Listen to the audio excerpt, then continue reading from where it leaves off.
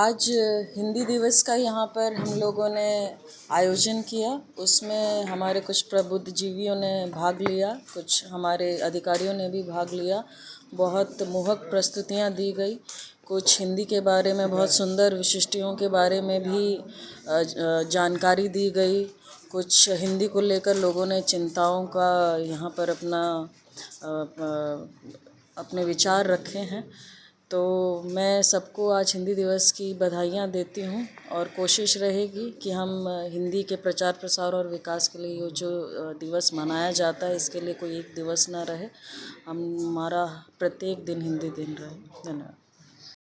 जरा हौसलों के साथ दे जो कोई साथ, जरा हौसलों के साथ दे जो कोई साथ, जरा हौसलों के साथ।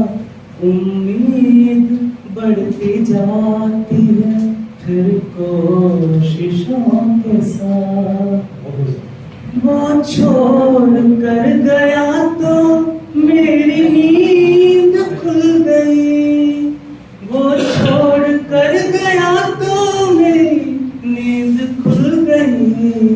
सपने मेरे वो ले गया उन बाजुओं के साथ। एक शेर आप सभी पदाधिकारियों के नाम के।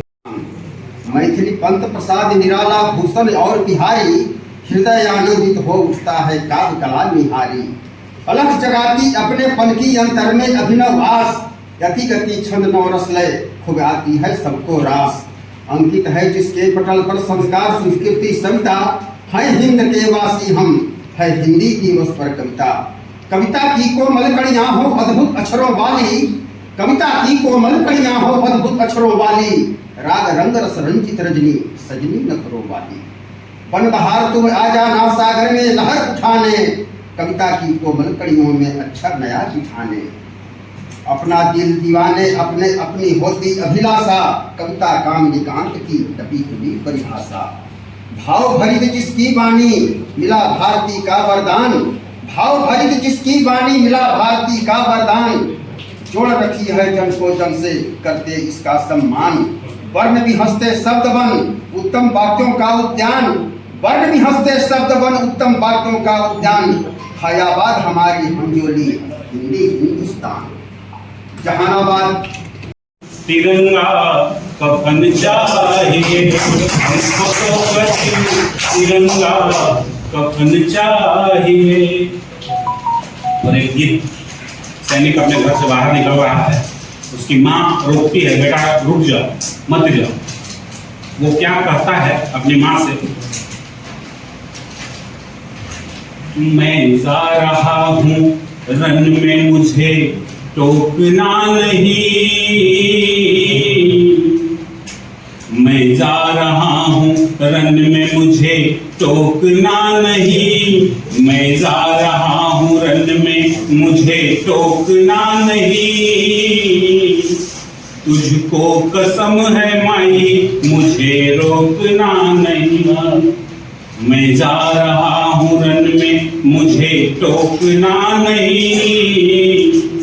तुझको कसम है माई मुझे रोकना नहीं।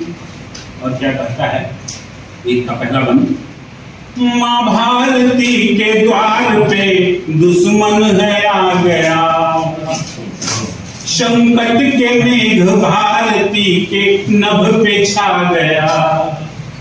माँ भारती के द्वार पे दुश्मन है आ गया, संकट के मेघ भारती के नभ पे छा गया।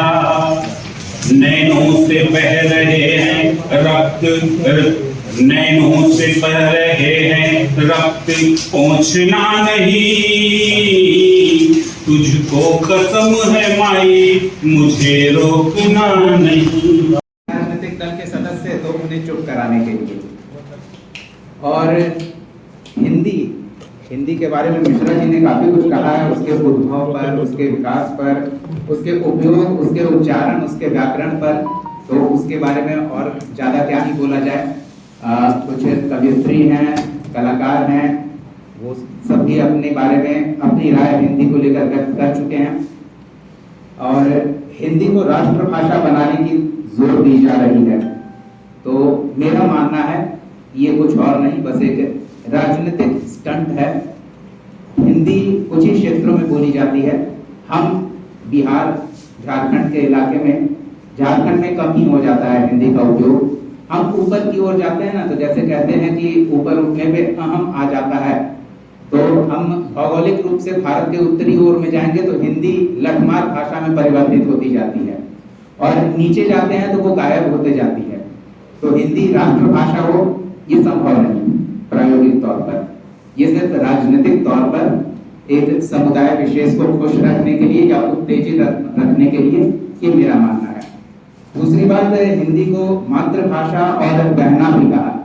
समय के साथ बहन को विदा करना पड़ता है, तो और माँ की क्या स्थिति है, बुढ़ापे में उनकी क्या दुर्गति हो जाती है, वो हम अपने घर में देख रहे हैं। कुछ लोगों को छोड़कर जो भाषा के साथ साथ माँ की सेवा में भी लगे हुए हैं। संस्थाएं काम कर रही है, बहुत अच्छी बात है, हर तरह से काम करनी चाहिए। लेकिन हिंदी की एक खूबी ये है, जिसका मिश्रा जी ने और अन्य तमाम व्यक्तियों की प्रस्तुति में देखने को मिला, कि वो अपने भीतर सबको समाहित करती जाती है। उर्दू हो, मगही हो, अंगिका हो, गज्जिका हो, मैथिली हो, सब भाषाओं के कुछ न कुछ शब्द जहाँ जहाँ हम जाते हैं वहाँ वहाँ उसमें समाहित होते जाते हैं। तो हिंदी वो खिचड़ी हो गई है जो बहुत ही सुवाच्य है, बहुत ही सुरस है, और उसे वैसे ही रहने दिया जाए, जितना हम उपयोग में ला सकते हैं उतना लाएं। उसे परिष्कृत करने की कोशिश अगर हम करेंगे तो ये हमारी धृष्टता होगी, क्योंकि वो पहले से ही शब्द भंडार है, उपमा अलंकार का खान है, और उसके साथ अगर हम खेलें तो हम खेलते ही रह जाएं, हमारी उम्र बीत जाए, लेकिन फिर भी हिंदी को हम पूरी तरह से समझने में सक्षम होंगे ये कह नहीं पाएंगे। और ये 22 अनुसूचित भाषाओं में से मात्र एक है, तो राष्ट्रभाषा की जो बात है वो छोड़ दें तो बेहतर है। कविता, शायरी, गीत, गजल यहाँ सब आया, लेकिन मेरा अनुभव कहता है कि हिंदी में जो शेर होता है वो दहाड़ता है, जंगल में दूसरों को चीड़ फाड़ के खाता है। हिंदी में शेर नहीं, छंद होते हैं। और भी बातें हैं। गलियारे से आते हुए उर्दू भाषा संभाग मुझे दिखा, जल्दी में था तो बस एक झलक देखा, शायद बोर्ड पर यही लिखा हो। लेकिन चूंकि हम आम बोलचाल में, दिनचर्या में हिंदी को यूं ही उपयोग करते हैं, तो उसके लिए अलग से संभाग बनाया जाए, ये शायद किसी ने नहीं सोचा हो। तो सरकारी स्तर पर वो प्रयास नहीं हो रहा है। इसको लेकर चिंता कई लोगों ने जताई है, अलग अलग अपने अभिव्यक्ति के माध्यमों से। तो वो चिंता का विषय है, उस पर होना चाहिए। लेकिन एक अच्छी बात यह है कि हम अपने इलाके में अपनी भाषा में बातचीत कर रहे हैं। अफसोस ये है कि ये हमारी भाषा नहीं, मातृभाषा हमारी क्या है। अगर कोई मेरी मदद करे ये बताने में, हम मगध के लोग हैं, मगही हमारी मातृभाषा कही जा सकती है तकनीकी तौर पर, लेकिन हम हिंदी का बेहतर प्रयोग कर पाते हैं। मगही कहाँ चली गई उसका कोई अता पता नहीं। तो उसी तरह से पत्रकारिता के क्षेत्र में रहते हुए मैंने कभी ये सोचा नहीं था कि हिंदी पत्रकारिता से मेरी आजीविका चलेगी। कॉन्वेंट में पढ़ाई हुई, इंटर के बाद सीधे बिहार बोर्ड, और बिहार बोर्ड में हिंदी से भेंट हुआ। उसके बाद तो जो दुर्गति हुई पूछिए मत। अंग्रेजी में आईसीएसई और सीबीएसई बोर्ड में पढ़ने वाला बच्चा, आप उससे चाहिए कि अगले साल पूरा पेपर आप हिंदी में लिखिए, वो आंखें ऐंठने लगती है, दिमाग पे जोर पड़ने लगता है। लेकिन किसी तरह पत्रकारिता में आता गया, बढ़ता गया, सुधरता गया, तो आज इस स्थिति में हूँ कि उससे आजीविका का बंदोबस्त कर पा रहा हूँ। बस इतनी ही बातें थी। तो अगर किसी को लगी हो मेरी बात कि हिंदी राष्ट्रभाषा नहीं बन सकती है, तो उसके लिए माफी चाहता हूँ, लेकिन सच्चाई यही है। आप कह रहे थे महानुभाव की प्रधानमंत्री तक ये बात पहुंचनी चाहिए, केंद्र पर दबाव बनाया जाना चाहिए।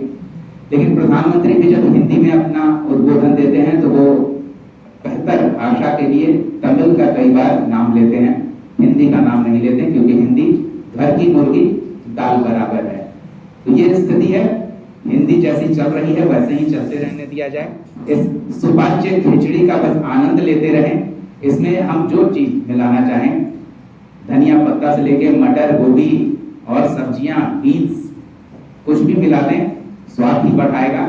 घी चटनी के साथ खाएं, वो मजा देगा। इसके साथ खिलवाड़ न करें। चिंता जताना अच्छी बात है, चिंतित होना जरूरी नहीं है। अपनी अपनी स्थिति में, अपनी अपनी व्यवस्था में रहते हुए हम इसके लिए क्या कर सकते हैं ये ना सोचें, हम इसका कितना उपयोग कर सकते हैं ये सोचें तो बेहतर होगा। बहुत बहुत धन्यवाद, ज्यादा समय नहीं लूंगा।